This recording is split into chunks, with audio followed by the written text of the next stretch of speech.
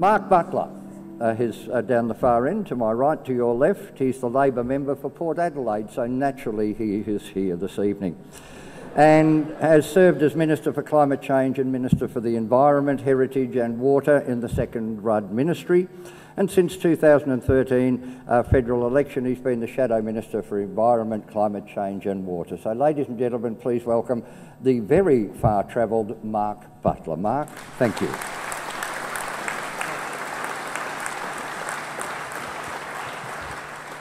Thank you, Rod. We always get such a warm reception here during football season from Port Adelaide. Can I acknowledge the traditional owners and pay my respects to their elders past, present and emerging, and thank ECAM and Lighter Footprints for putting on tonight's fantastic event. Really is a wonderful event. I want to acknowledge also that all of the Labor candidates in the 3 seats have turned up tonight and thank them for the work that they are doing in this seemingly interminable election campaign that Josh and his team forced upon the Australian people of 8 weeks. Stephanie Perry from Chisholm, Tony Clark from Deakin and Margaret Darcy, who's taking on Frydenberg here in Kooyong. Thank you to all of those candidates for turning up and for the work that they're doing. Thank you, Kathleen, for an inspirational start. I published a book last year on the politics of ageing. I argued in there that 16 and 17-year-olds should be considered to be able to vote. I was in a bit of a minority in making that argument. You are a great example of why that is a discussion that I think we should be having in Australia.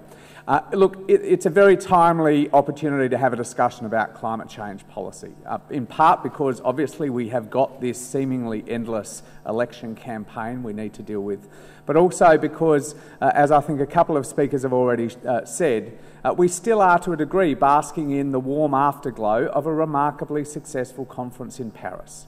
Peter's right, the sum total of the contributions or the targets that nations took to the conference takes us closer to 3 degrees of warming than 2. But really, to get the consensus we did and a commitment from all nations of the world to take action around those targets of well below 2 degrees and a more qualified commitment around 1.5, given the level of division and disappointment of the Copenhagen conference only 6 years earlier, which for UN processes really is the blink of an eye, was remarkable. And there's been significant analysis about why it happened. The US and China coming together and really driving an ambitious pre-conference process was obviously important. But really the reason why is that nations around the world are moving, and they're moving very, very fast. And these are hard-headed decisions being made by nations, in part for the reason that the Bank of England governor talked about before the conference when he said that the window to address climate change is finite and it's closing. There isn't the time to dilly-dally. I don't think he used the words dilly-dally, but we use language like that in Adelaide. But more importantly, the Bank of England governor warning, nations are moving because they recognise that there is a race on for jobs and for billions and billions of dollars in investment.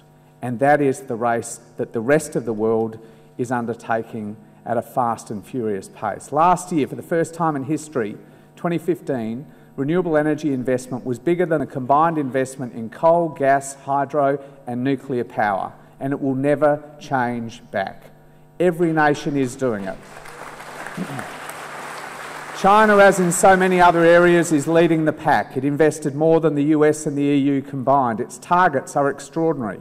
Its 2020 targets for solar are 150 gigawatts, for wind 280 gigawatts. To put that into some context, our entire electricity system's not much more than 50 gigawatts. The Indians have ambitious solar targets. The Americans have closed down a couple of hundred of their 500 coal-fired power plants. A Tory government in the UK will close their last coal-fired power plant in the early 2020s. And last year, although we're proud of having installed 1 gigawatt of solar capacity in Australia, England, where as far as I can tell the sun shines 3 days a year, installed 4 gigawatts, 4 times what we achieved in this vast continent with some of the best solar radiation in the world. We are slipping behind. We were one of the renewable energy superpowers. In 2013, we were rated one of the 4 most attractive destinations to invest in renewables, with the US, China and Germany. We were doing extraordinary things, and then Tony Abbott came along. Investment collapsed in 2014 by 88% in renewables, at a time when in the rest of the world it was soaring. We fell that year to 39th place in terms of renewable energy spending. We were behind Myanmar. The Burmese generals got clean energy, Tony Abbott couldn't. We have to get back onto a clean energy future. What we've seen because of the government that Josh Frydenberg is a part of, what we've seen is pollution start to rise again for the first time in a decade. We are pretty much the only major advanced economy at the moment where carbon pollution is going up, not coming down.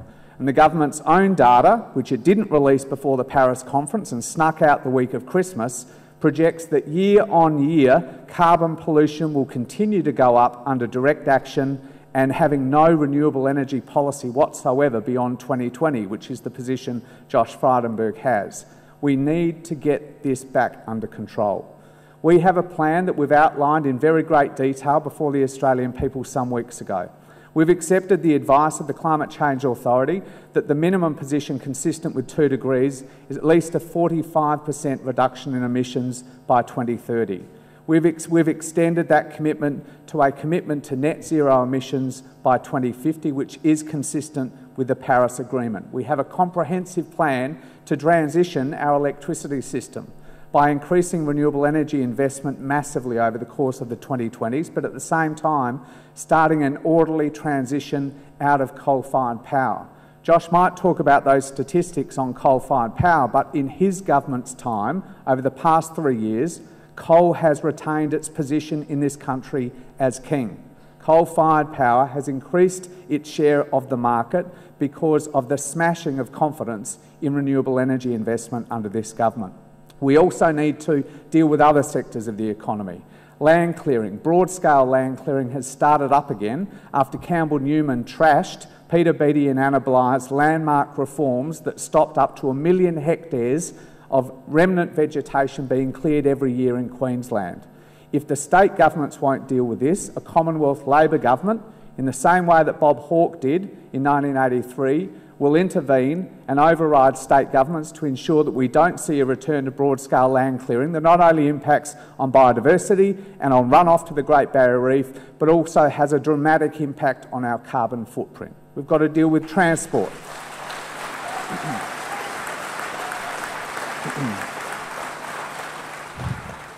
I think it was Peter who said that we've got to get a bipartisan commitment back around this policy. There is not a democracy in the world where that has a serious climate change policy that is not subject to bipartisan consensus. I watched the UK general election last year and I was dumbstruck by the sense of comity between all three parties, but particularly the two alternative prime ministers. I think they had a minor disagreement about the proportion of offshore and onshore wind power, but otherwise than that, this policy area is resolved in the UK and so many other countries, particularly democracies. We have to get back to that position.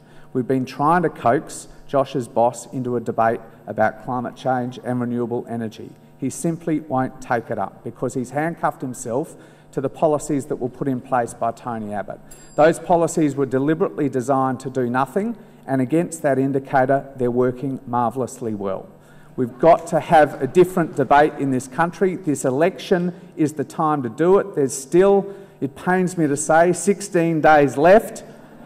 After all that we've done, congratulations on coming out in such a balmy evening for June in Melbourne. All strength to your arm and keep up the fight. Thank you.